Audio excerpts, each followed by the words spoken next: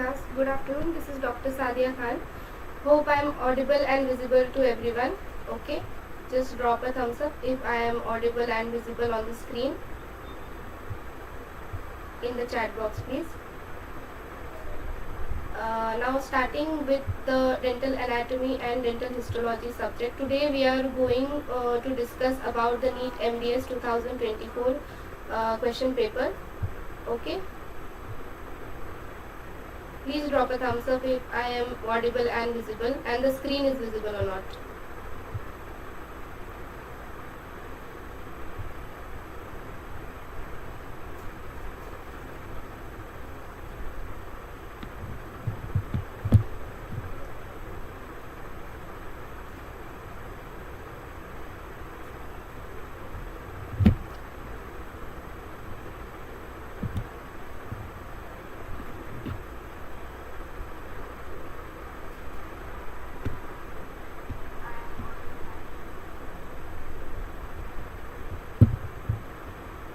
Okay, starting with the session. Now first we will go through the first topic, which is dental anatomy and dental histology. The first question is epithelium of the floor of the mouth is. So as you know that the oral epithelium, there are two types of this thing, keratinized and non-keratinized. Okay, there are two types of layers which is seen in the oral cavity. Keratinized layer is seen where there is a masticatory force applied. Okay, where there is a frictional force applied. Non-keratinized layer are seen in the non-frictional areas like in the lining mucosa. Okay, so as you can see in the diagram,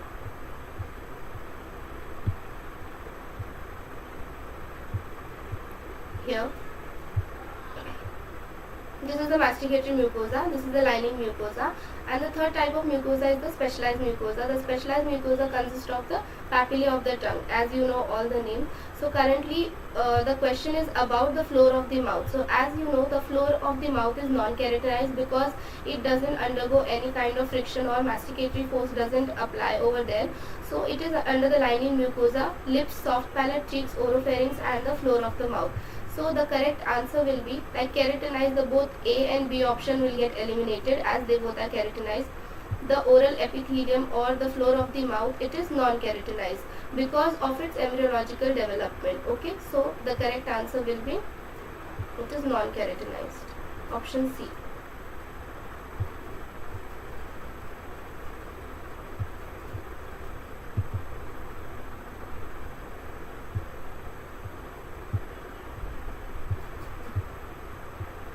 Okay, coming to the next question. Stratum germinativum comprises which of the following? So as you all know, what is stratum germinativum? As there is a skin, human skin, okay, there are the layers of the skin. I have added a diagram, you can see from here. Okay, so this is the diagram of a skin. Here you can see this is the dermis. Above the dermis there are basal cell layers. Okay, just above the basement membrane you can see there are basal cell layers, and attached to them are some of the layers of cell which are known as the parabasal cell layers. So stratum germinativum, it is the first layer of the epidermis. The first layer of epidermis is known as stratum germinativum, and it is made up of basal cell layers and parabasal cell layers. So according to that, the correct option here would be option A.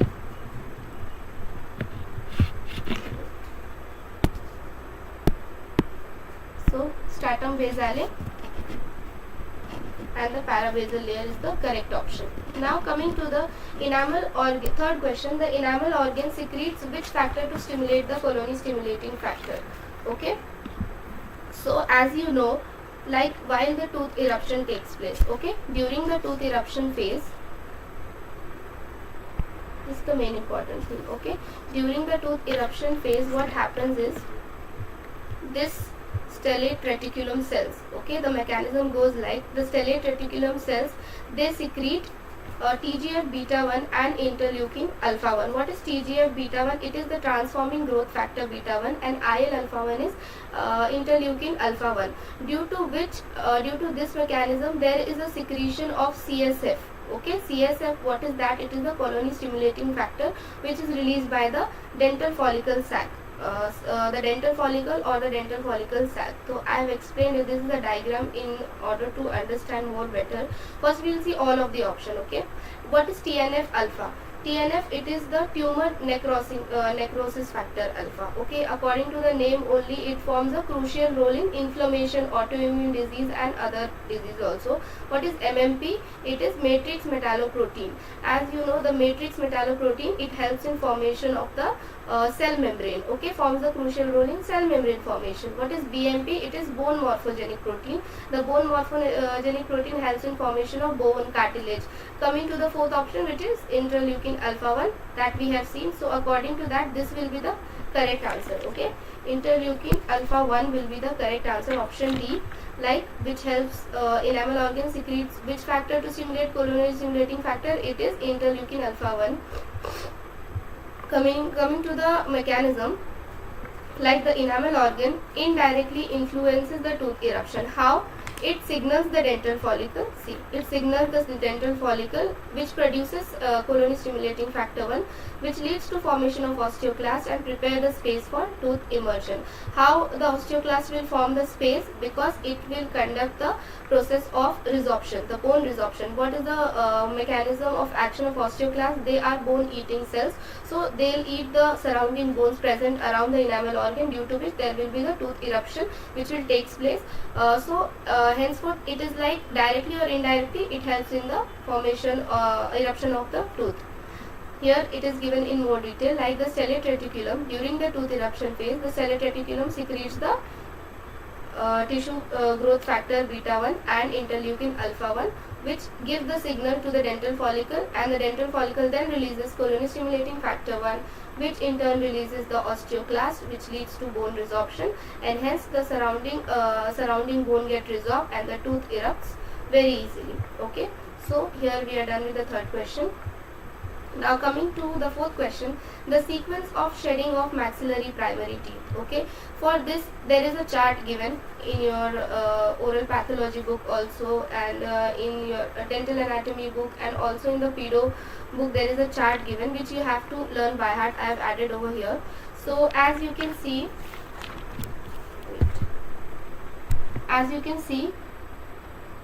we rename this thing by A, B, C, D, E. Like these are the tooth numbering system which is there into the pedo patient. So here the central incisor, when does it shed? It sheds by 6 to 7 years of age. Okay, shedding of the central incisor 6 to 7 years. So first the central incisor will shed. Okay, we'll make the order now. Coming to the lateral incisor, 7 to 8 years. After 6 to 7, 7 to 8 years, so B will be the next in the shedding. Now after that, canine goes by 10 to 12 years. The shedding occurs 10 to 12 years, so this won't be the next. 9 to 11 years, the first molar get shed. So we'll go with A, B, C and D first. There will be D over here. Then you can go for cuspid or second molar. According to this, what option you can see? A, B, D. So A, B, D, option A, and lastly there will be E and C, that sheds by around 10 to 12 years. That you know. Okay. So the correct answer will be A. A, B, D, E, C. It is the correct answer. For this you have to by heart the chart which is given. Now here, as you can see, the fifth question is estimate age from the given OPG. Now without looking at the answer, I'll just go through this. You can see all the these are the first molar. Okay, first molar, maxillary, mandibular. Okay, these all are emerging, almost emerging into the oral cavity. Okay, they are almost emerging into the oral cavity. So emergence of the first molar, we already know that it is around by 6 to 7 years. If you don't know that, you have to again by heart this chart. As you can go through this chart. Okay, here is the maxillary teeth eruption and here is the mandibular teeth eruption. We have seen the first molar. Okay, the M1 emergence is by 6 to 7 years. Coming to the mandibular, M1 emergence is by 6 to 7 years. So according to this diagram, first thing that we'll notice is the emergence of the first molar. Then you can directly answer the question like 6 to 7 years, it is the age of the patient according to the OPG. Now coming to the cementum outline is distorted. Okay, cementum repair to establish full new outline. Okay, there are two types of cemental repair. Okay, there is a anatomical repair and there is a functional repair. दो type के repair होते हैं. तो depending on that, when there is an anatomical repair, if there is a very minor resorption which takes place. Now why does the resorption takes place? Okay, why does this repair occurs? Because there is any distortion. Okay, there is distortion or resorption. Okay, but why is this resorption and distortion occurs? Due to some disease, due to trauma from occlusion, due to a large there is something which is disturbing the cementum. So the repair of cementum is a process to heal the damage caused by resorption or cemental fracture. Okay, if there is some kind of resorption or there is a kind of cemental fracture which occurred, so because of that there will be repair of the cementum which can take place. Now the cementum repair requires the presence of viable connective tissue. So there are two types of repair which can see. Anatomic repair, the root outline is re-established as it was before cemental resorption. It generally occurs when the degree of destruction is low. Okay, when there is a very low degree of destruction, that means anatomic, only the aesthetic appearance of the cementum is the concern. But functional means there is a disruption in the function only, like there is so much of resorption that the tooth is not functioning properly. Okay, the load is very much. So in cases of large cemental resorption or destruction, repair does not re-establish the same anatomic contour as before to maintain the width of the PDL and the adjacent alveolar bone, and takes place the shape of the defect following the root surface. Okay, this is done to improve the function of the tooth. This is called as the functional repair. But when it is a functional repair, that means the tooth is not functioning properly, there is a major loss. Anatomic is only related to the aesthetics. So here the outline is distorted. So according to, there is only the outline. So what will be the correct answer? Anatomic. Okay, there is no major root resorption. Okay, are we clear till now? Now coming to the seventh question, the interdependency of osteoclast and osteoblast is known as. This is very direct question. Interdependency of osteoclast and osteoblast. It is always reversible and it depends on the condition. So it is the coupling. This you have to learn, and it is a very direct question. Coming to the eighth question, what these labeled areas represent on this occlusal surface of molar which is marked in red? Okay, as you can see here, the marking, this is the red marking. So this is the transverse ridge. Okay, oblique ridge comes from the distobuccal cusp to the mesiolingual cusp, always oblique ridge. This is the marginal ridge. Okay, these are the marginal ridges present on the margins. Oblique ridge is from the distobuccal cusp to the mesiolingual cusp is the oblique ridge. What is a triangular ridge? It is a triangular shape this thing which goes into the central fossa. Okay, I have put the diagram with labeling also. This is the marginal ridge, these are the oblique ridges, and this is the transverse ridge present on the triangular surface. So the correct answer is transverse ridge. Coming to the ninth question, which of the following is a not cell to cell adhesion? Okay, cell to cell adhesion, I have added a diagram over here. These two are the cells. Wait,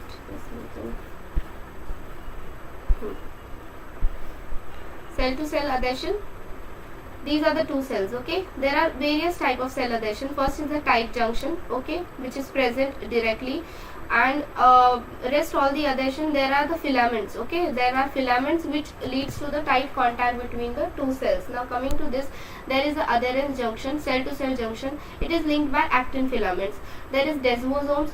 Both the cells are attached to each other by means of intermediate filaments. These are known as the desmosome. There is a gap junction which is seen, and all these are the cell junction. What is hemidesmosome? It is the junction between the basement membrane and the cell layer. Hemi means half. Okay, half. So half of the filaments are into the cell. Rest of the protein which is attached, it is the desmosome only. So half portion of desmosome, it is the hemidesmosome. Hemidesmosome has the attachment between the basement membrane plus the cell, as you can see in the diagram. So correct answer will be hemidesmosome. Cell to cell adhesion, in the cell to cell adhesion, what we have the tight junction, we have the adherent junction, we have the desmosome, and we have the gap junction. What is odd over here? It is hemidesmosome, which is present between the basal cell layer and the cell membrane. Coming to the next question, with aging in gingiva, what is seen? Okay, so like with the aging, there will be, is there any increase in vascularity? Yes. Okay, now we will go to the explanation. Various age changes which occurs. For gingiva, the stippling usually disappears, so the width of the attached gingiva increases. Okay, the width of the attached gingiva increases when there is stippling disappears, so therefore the gingiva becomes rough and dry. So this is correct. Okay, the option D, gingiva becomes rough and dry, it is correct. Now there is increased keratinization. It is no, wait a second, there's a problem here.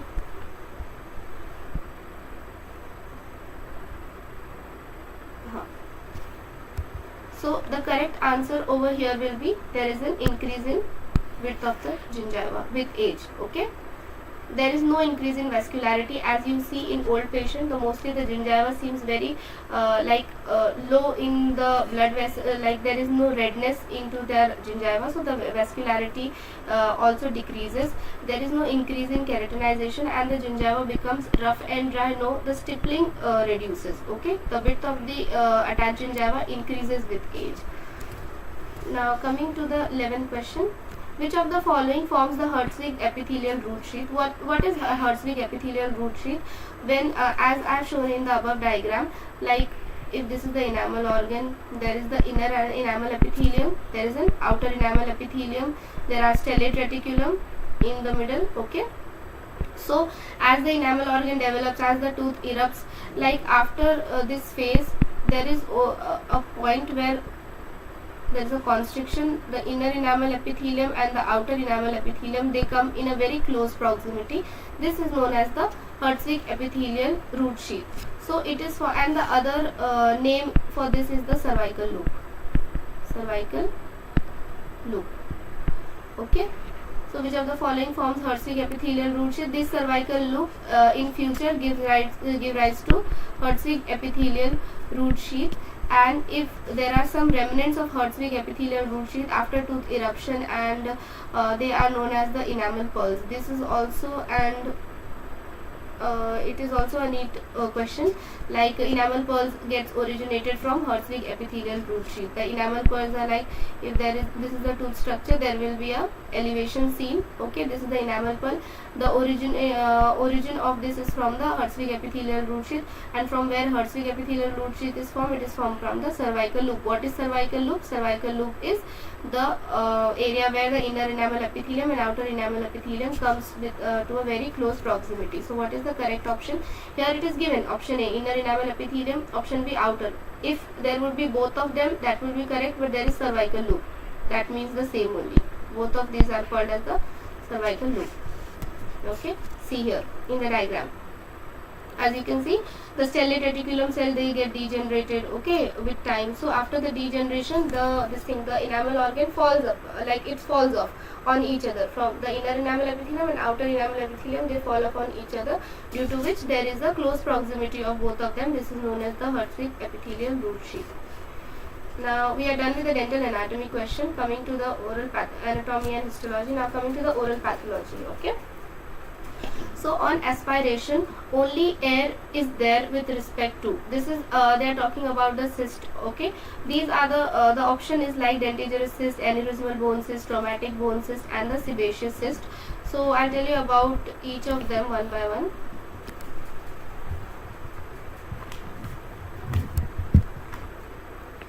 Like if you see the dentigerous cyst first. Okay, so the dentigerous cyst has the lumen is very the lumen has a thin watery substance and yellow fluid comes out of it.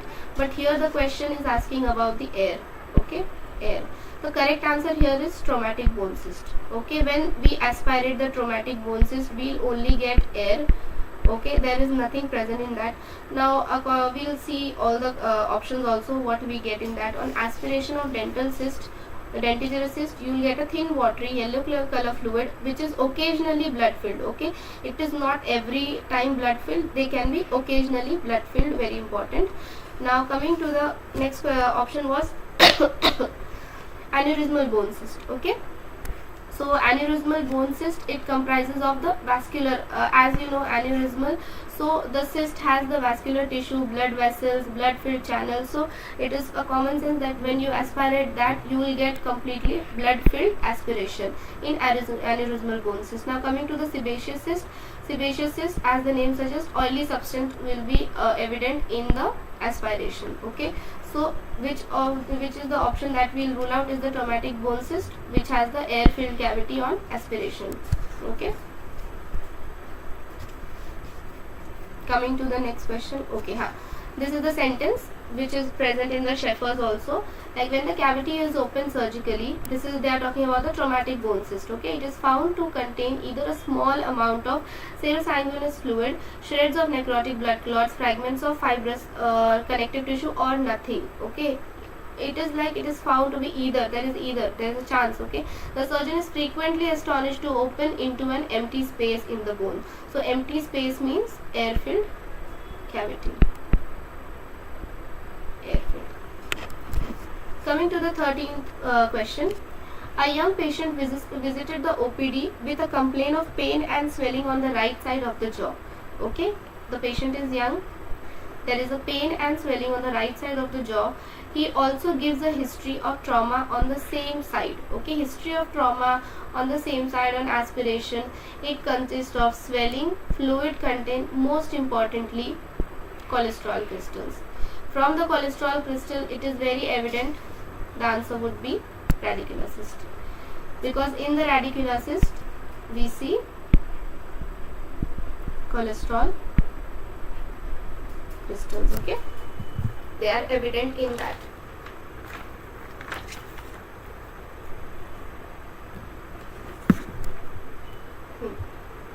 So radicular cyst is the answer. Same, the traumatic bone cyst, they have done the aspiration. So if it has to be traumatic bone cyst, then it would be air filled cavity. Next is the dentigerous cyst. Like in the dentigerous cyst also, you know that it was a watery fluid.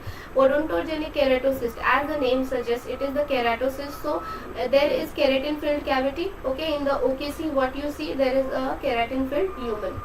This is also the sentence, the description given in the Sheffers about the radicular cyst. The contents of the cyst lumen vary from watery, straw-colored, blood-tinged fluid to semi-solid materials with a low concentration of protein that stains palely eosinophilic. Occasionally, the lumen may contain a great deal of cholesterol, which imparts a shimmering effect in rare instances. Okay, there is a cholesterol seen, which is an occasional in rare incidents, but it is specially seen in the radicular cyst. Coming to the next question, 14. Autosomal recessive immunodeficiency in which patient has febrile symptoms. What is a febrile symptom? And febrile means feverish. Okay, the patient is feverish and shows albinism.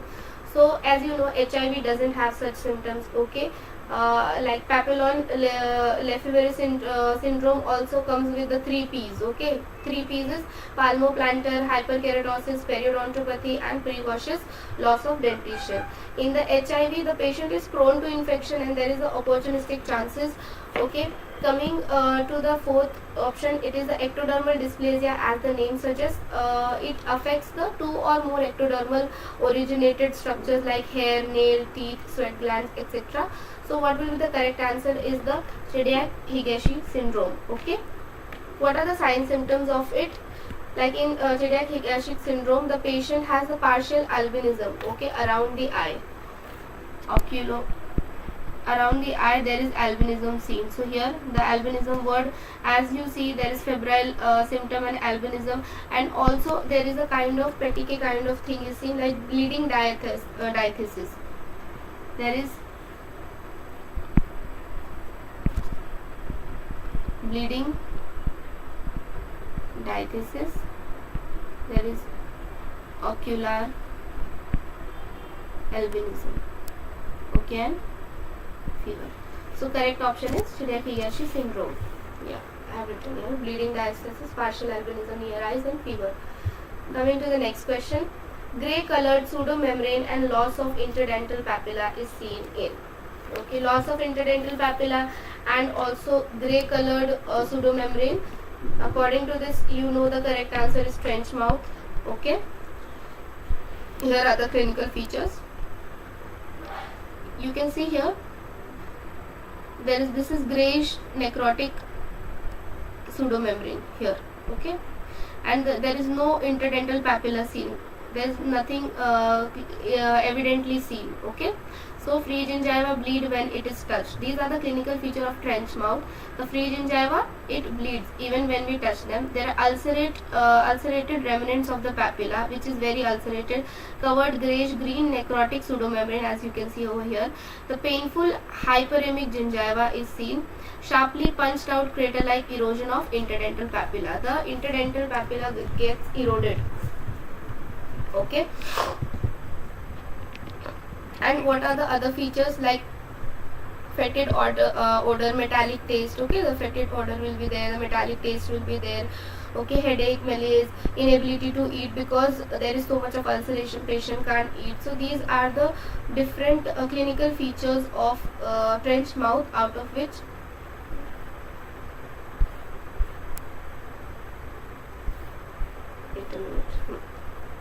grey colored pseudomembrane, when you see this, and loss of interdental papilla, it is evident the correct answer is trench mouth.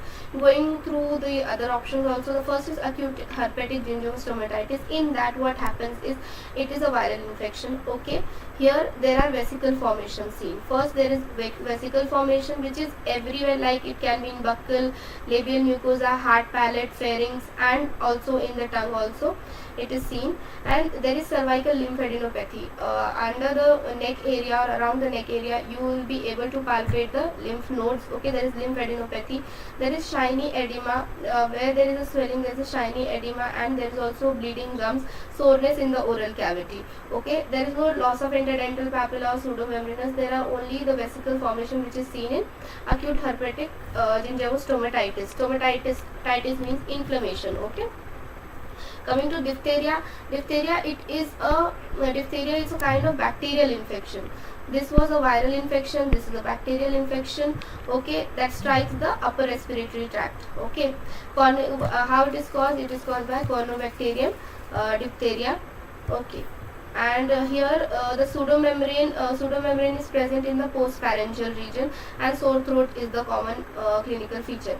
Coming to aphthous ulcer, are the recurring ulcer. Okay, it is seen in the oral cavity with no systemic disease associated. It is also a viral infection, but pseudomembrane grayish is only seen in trench mouth. Done with the 15th question. Moving on to the next question is, a 10-year-old child visited the OPD with complaint of fever and malaise. Child had developed an histological examination showed presence of stellate granulomas.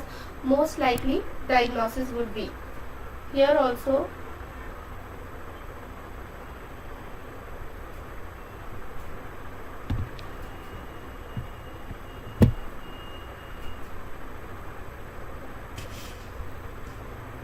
the main criteria here, the main clinical feature is stellate granulomas.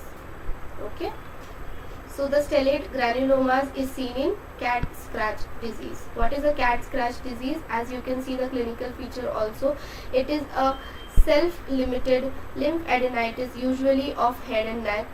Cat scratch, it is caused by it is an infection. When a cat scratches your skin, it is told to clean it because it can lead to an infection which is caused by Bartonella henselae. Okay.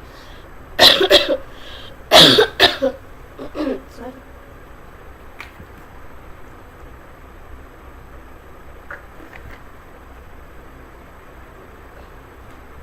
Cat scratch, or also known as splinter or thorn disease, primarily seen in children. Okay, as children can't maintain it. Rarely encephalitis, osteomyelitis, or thrombocytopenia seen. Initially there is a sarcoid-like granulomas, and after that here is a star marking also. It is stellate necrotizing granuloma which is seen. So whenever you see stellate granulomas, it is always cat scratch disease.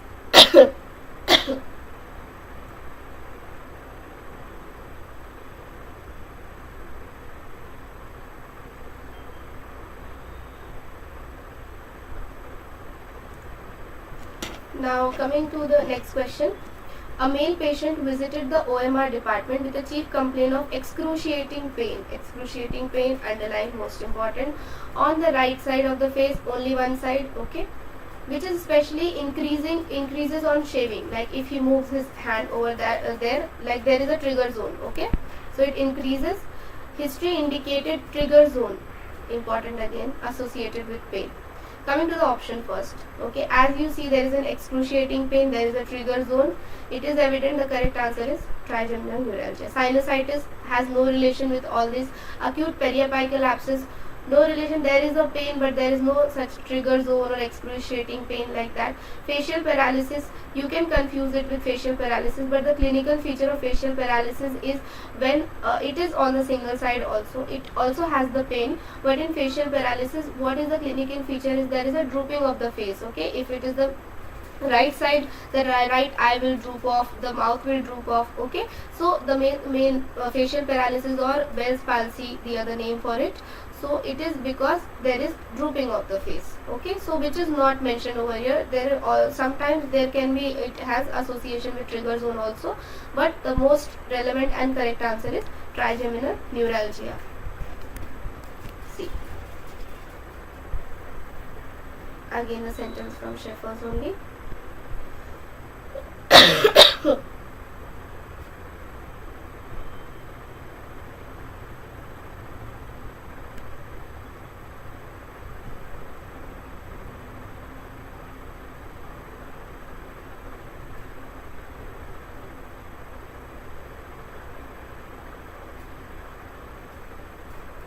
Okay.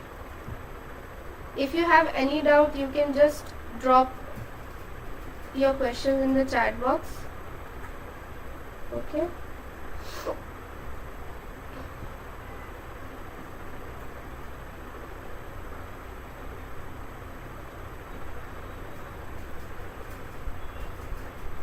Yeah. So we were on the trigeminal neuralgia. What are the clinical features? So the pain itself is searing, stabbing, excruciating, we can say lancinating type of pain. It is initiated when the patient touches the trigger zone. How it was in that case? The question is, while he was shaving, the pain excruciated. That means whenever the patient initiates the the trigger zone, he will feel the pain. The other name for trigeminal neuralgia is tric dolurex. Okay. Now coming to the next question. Patient complains of lesion at the angle of mouth. Normal looking epithelium near the lesion gets denuded, okay, on slight lateral pressure. Like there is a denudation of the epithelium when we apply the lateral pressure. There is fishnet pattern. Again a directly evident question with the clinical features. It is all given in your books also. You can by heart everything. The fishnet pattern is seen only in pemphigus vulgaris. So this is the correct answer. When like here the diagram was also given in the question. This type of imaging is known as immunofluorescence. This is the immunofluorescence. It is pemphigus vulgaris. You can see there is a retipex which is seen.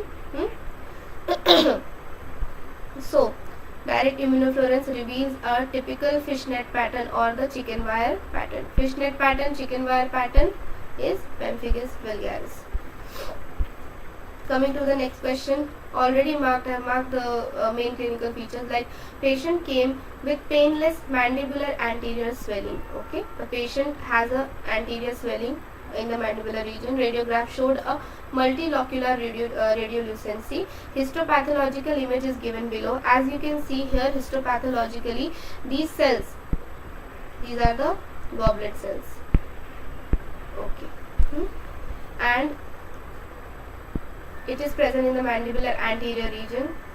So rest all the options like the OKC, the radicular cyst and ameloblastoma, it is seen in the posterior mandible. If you go through the clinical features properly, so it is mentioned in your book Sheffers also that all these three are found in the posterior region of the mandible. So directly all these three options gets ruled out, and the correct option is the glandular odontogenic cyst. The other thing which is evident over here, the first thing is they said it is in the anterior region, Okay.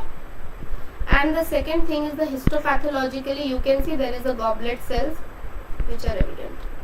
Okay. So present in the anterior, there is, and it is painless also. So painless in the anterior region of the mandible.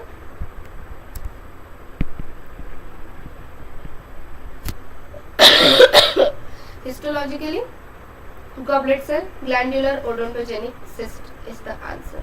Okay.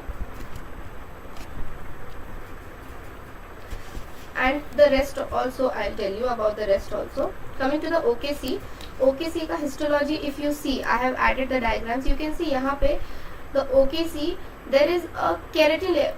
What is OKC? It is odontogenic keratocyst. Okay, so histopathologically, the OKC is characterized by cystic lumen lined by 6 to 8 layers of corrugated parakeratinized stratified squamous epithelium in uniform thickness. Okay. So here you can see there is a thick layer of keratin, which is 7 to 8 layers or 6 to 8 layers thick. A band is seen of the parakeratinized stratified squamous epithelium. So this histological image also then it's ruled out. Okay, in the OKC. And also in OKC we see tombstone appearance. What is the tombstone appearance? Like the basal cell layers, they are very long, okay, elongated, and the nuclei are polarized, or like this is, it is present, polarized nuclei is seen. So this gives a tombstone appearance. There is no goblet cell present, but the characterized histological feature of OKC is tombstone appearance.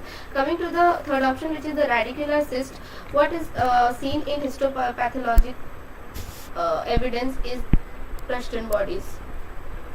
Rushton bodies are seen in radicular cyst. RR, remember by that. Okay.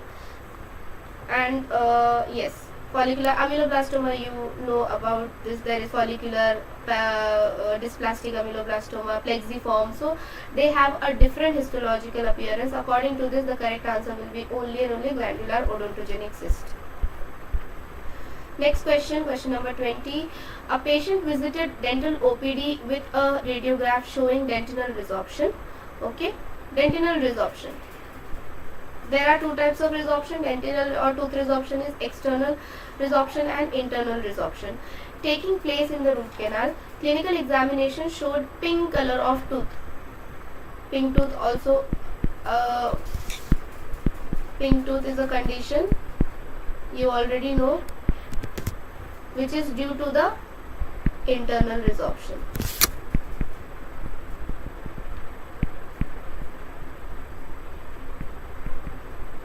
So color of the tooth is pink. There is a pink tooth syndrome which is due to the internal resorption. As you can see the word resorption, what is the cell which will be involved over here? It will be the osteoclast. Irreversible pulpitis is an infection. Osteoblastoma doesn't have any relevant, it is not relevant to this question. Correct answer is odontoclastoma. Okay, most likely diagnosis is odontoclastoma. Blastoma, no. What is blastoma? There will be increase, there will be like deposition of bone or deposition of the tooth structure, but here clastoma means the resorption. What is hyperplastic pulpitis? Chronic hyperplastic pulpitis is, it is also like gingival polyp. Okay, pulp polyp, you know that, pulp polyp, it is the other name for hyperplastic pulpitis is pulp polyp. So correct answer will be odontoclastoma. Next question is a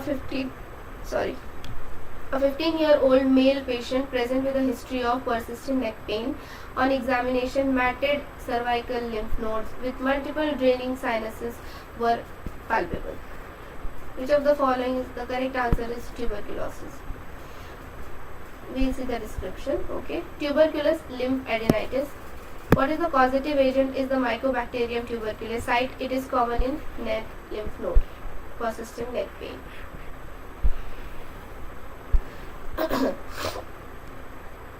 It is present in the neck lymph nodes. Common in upper deep cervical. Next common region is the posterior triangle of the lymph node. Disease can occur in other lymph node also, like axillary near the arms, para-aortic near the chest, and mesenteric lymph nodes. Inguinal lymph nodes also it can occur, but currently we are only dealing with the oral cavity.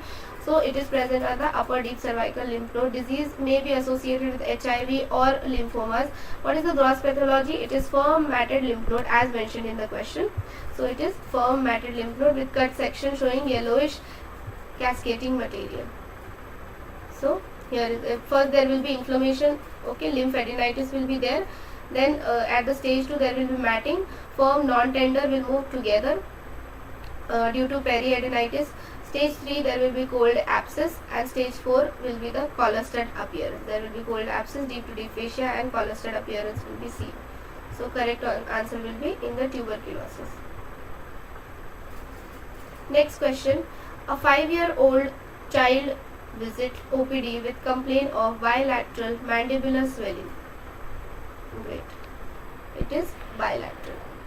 Whatever words which you see important, like according to the clinical feature के हिसाब से जो आपको समझ आता है, that you should be very attentive over there. You should, in your question papers also, you have to first mark the various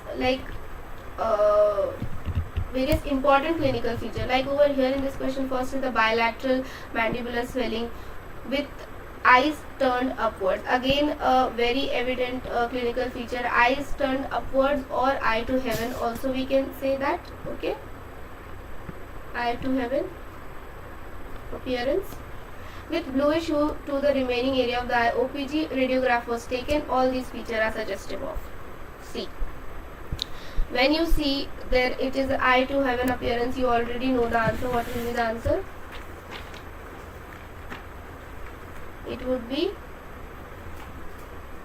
cherubism. Okay, so correct answer is cherubism. As you can see, there is the radiograph also shows the same thing, the cherubism radiographical finding, and here you can see the face of the child. Okay, eye to heaven appearance due to the overgrowth of the jaw and the jawbone. So the cherubism is the correct answer. What is Apert syndrome? Apert syndrome, there is early closure of the skull which is seen. Okay, the forehead is very prominent and there is underdeveloped jaw.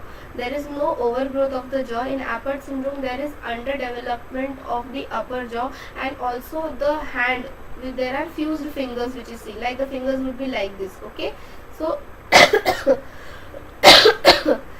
in Apert syndrome these are the clinical findings. Central giant cell granuloma, the over here you have seen the question says bilateral mandibular swelling. Central giant cell granuloma has a unilateral swelling.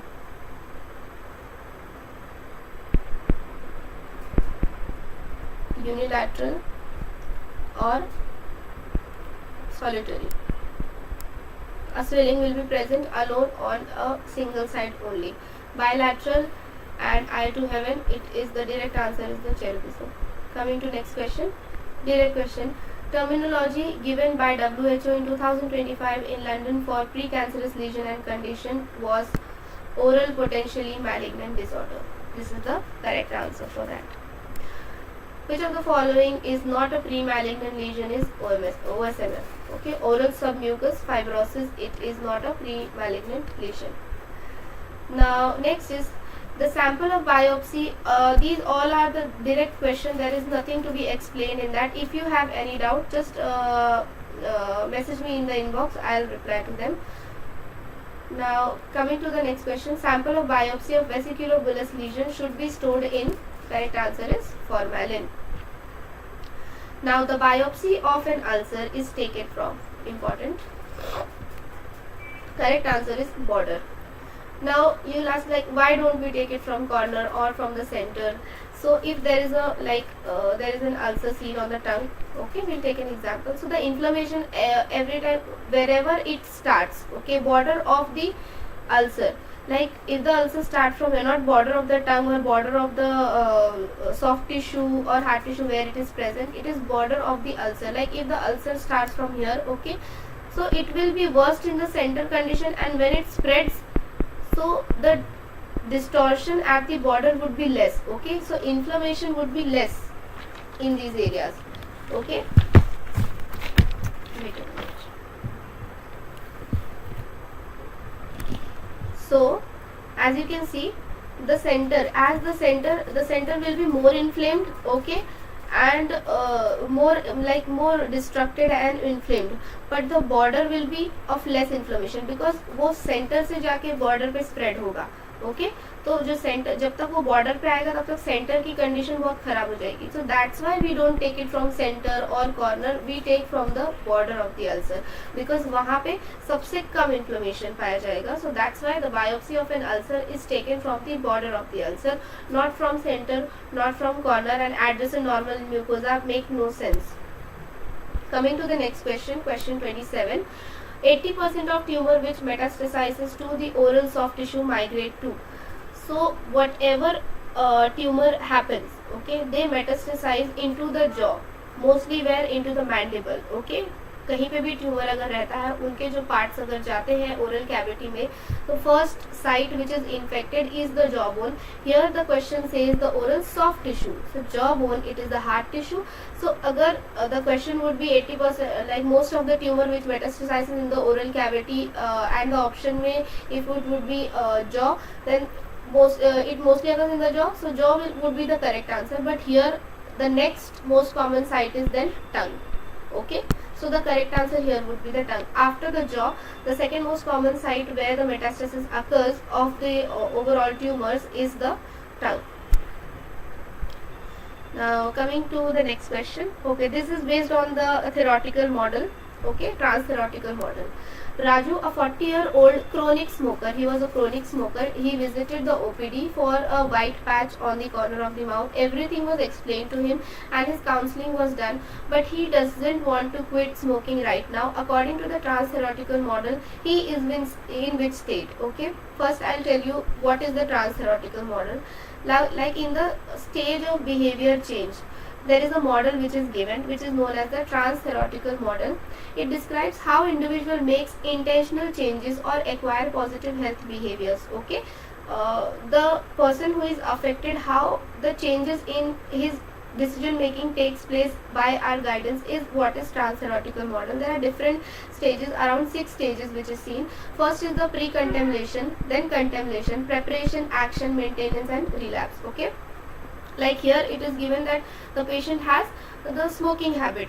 Okay, the pre-contemplation stage is the entry during which no forcible intent to change is evident. According to this, if you read the question very carefully, he doesn't want to quit the smoking right now. Okay, the patient doesn't want to quit the smoking right now, like he is reluctant to do that. So the correct answer would be pre-contemplation stage. Okay, we know the answer. Now we'll go through the other stages also, so in future if any question comes related to that, you know what is the other stages also. So pre-contemplation is there is direct reluctance of listening anything or doing anything or implementing anything. Coming to contemplation, it represents the next stage of model in which an intent to change is first considered. Okay, the patient will consider, there is some consideration which is there. Now next, continuing further in forward direction of change, an individual makes preparation. Okay, if he considered it, then he'll go and do some preparation for that and he'll take the action. So यहाँ पे we cover the next 2 stages, like he'll prepare and he'll do the action to change.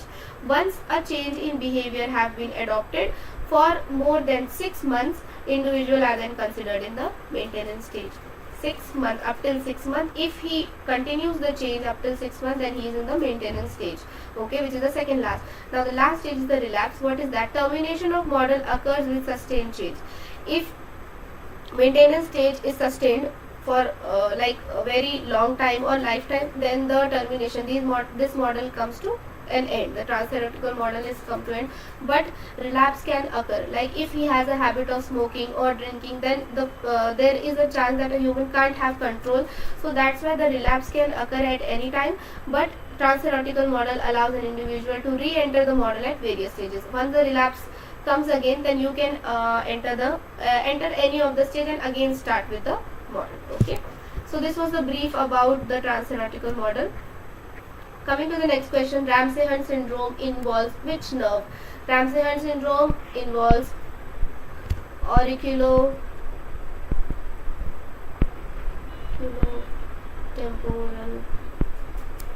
nerve. Okay, auriculotemporal nerve, it is the 7th cranial nerve. Now what is Ramsay-Hunt syndrome? We will go through that. Ramsay-Hunt syndrome, also termed as Hunt syndrome and herpes zoster or otitis. Like Ramsay-Hunt syndrome, the patient already had some had a viral infection. Okay, and the virus goes into a dormant stage. Okay, it is not activated, it goes into the dormant stage. Due to some of the trigger point or due to some of the etiology, it again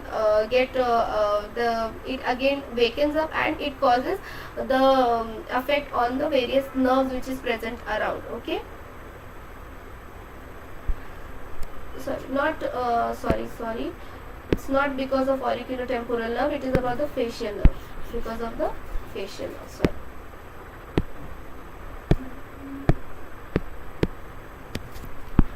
Facial nerve, it is the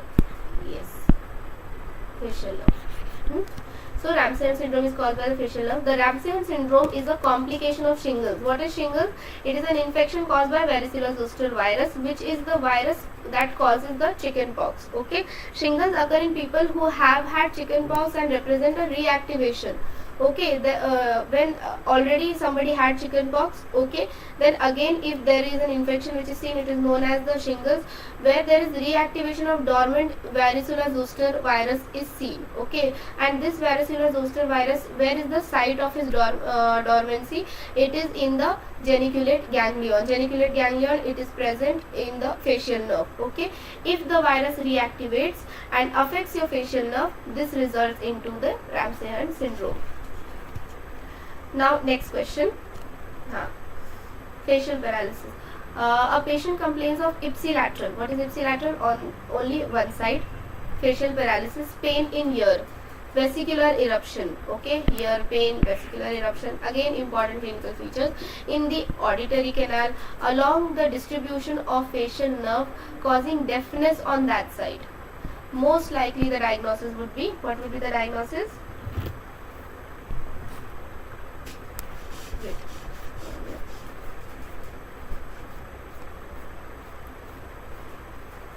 It would be pain in ear, vesicular eruption. It is seen in the Fraze syndrome, or also known as auriculotemporal nerve is auditory canal mein patient has vesicular eruption. So these all are the signs, symptoms and clinical feature of Fraze syndrome. 12th cranial nerve is involved, which is the auriculotemporal nerve. Coming to the next question, the patient presented to the department with webbed neck first, Siemens crease second, and oblique palpebral fissure. These fissures of a syndrome associated with किससे associated है? So there is webbed neck, Siemens crease, oblique palpebral fissure. Trisomy 21, Down syndrome. There is nothing like trisomy 15. There is trisomy 18, which is also known as the Edwards syndrome. There is trisomy 13, which is known as the Patau syndrome. Coming to the clinical features, the Patau syndrome में you have cleft lip and palate. You have flaccid muscle. The muscle gets very much flaccid, and also you have the seizure and having extra finger or a toe is seen in the Patau syndrome. Now coming to the Edwards syndrome, there is heart problem, there is kidney problem, and there are also clenched hands. Heart issue, kidney issue and clenched hand is seen in Edwards syndrome. Patau syndrome, cleft lip, cleft palate. Patient has flaccid muscles and also seizures. Also patient have extra finger or extra toe. Next question. A 19-year-old patient present with pain in the third molar region. Okay, the pain is in the third molar region. An IOPA X-ray showed horizontally impacted third molar surrounded by a radiolucency of about 1.5 to 2 mm. Most likely the diagnosis is, okay. So first we'll see, like in the dentigerous cyst, the follicle size is around more than 5 mm.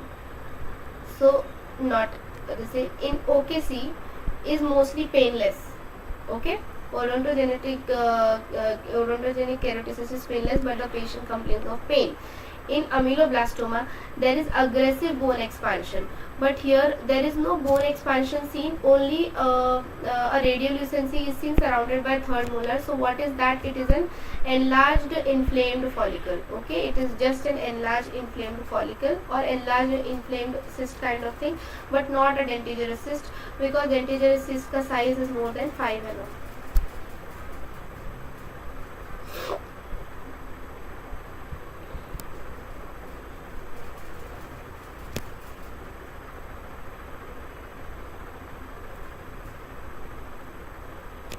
Some issue. Wait a minute.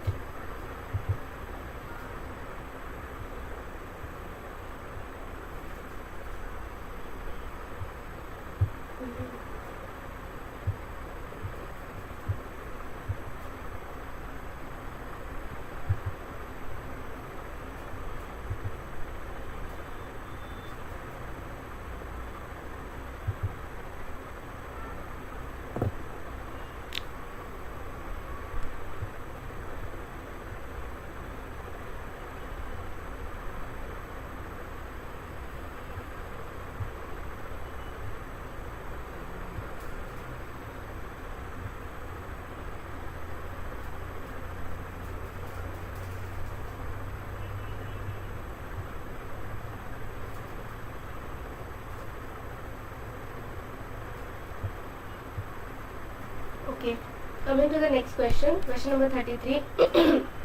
A 67-year-old female patient present to the Department of Oral Medicine with a chief complaint of swelling in front of the ear.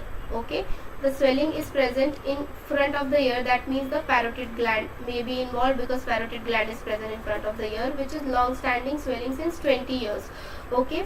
Now from 3 months she complains of increasing pain. The pain increases, enlargement and feeling of numbness. Okay, the feeling of numbness, what does it mean? That the facial nerve is involved, because facial nerve is involved. What could be the reason of this presentation? So long standing malignancy leads to the because of, since it is from 20 years, so the long standing malignancy, earlier it was in front of the ear. Okay, it was benign, now it is spreading, so the benign lesion has turned into malignant. So option A is correct. Okay.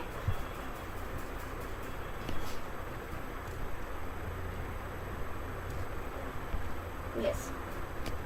So I hope till now you are clear. Okay, if there is any doubt, then you can ask in the chat box.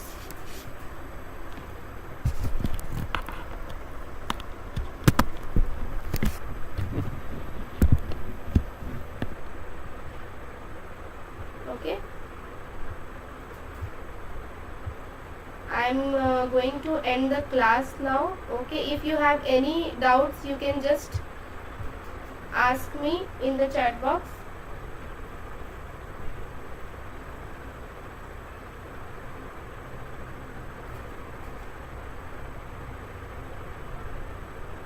Hope everything was clear, and if there is anything you want to say, you can definitely message or ask me.